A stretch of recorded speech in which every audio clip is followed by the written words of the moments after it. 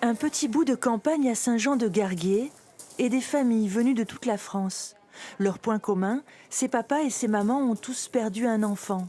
Maxence, le fils de Valérie et Jean-Albert, avait 8 ans.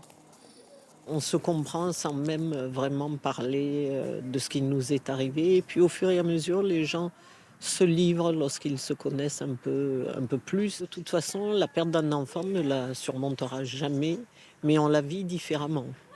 Le combat contre la maladie, l'accident, quel que soit l'âge de l'enfant à son décès, chaque deuil est différent. Mais l'absent reste toujours aussi présent dans la vie de tous les jours. C'est d'en parler le plus possible. Oui. Et en parlant le plus possible, ils participent à Noël, ils participent jour au jour, ils participent à tout. Pas de mode d'emploi pour apprivoiser la douleur, mais une écoute, des conseils. Difficile d'appréhender les fêtes de fin d'année quand le deuil est encore tout récent. Le premier Noël, on fait comme on peut.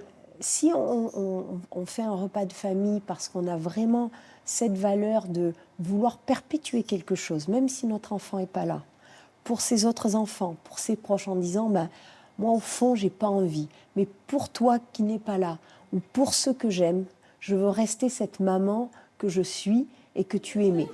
C'est pas quelque chose qu'ils vont faire facilement, mais ça va partir d'eux, c'est leur choix de le faire. Anne a perdu son fils il y a quelques mois. Il avait 17 ans.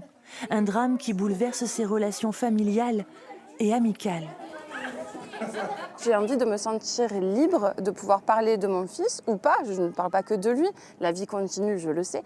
Mais j'ai envie de me sentir libre de pouvoir en parler sans mettre mal à l'aise les autres. Et je ressens souvent une gêne de la part des autres et je trouve ça vraiment dommage. Parce que moi, j'ai qu'une seule envie, c'est d'en parler. Parler, témoigner, échanger. Le Point Rose accompagne 250 familles sur l'ensemble du territoire.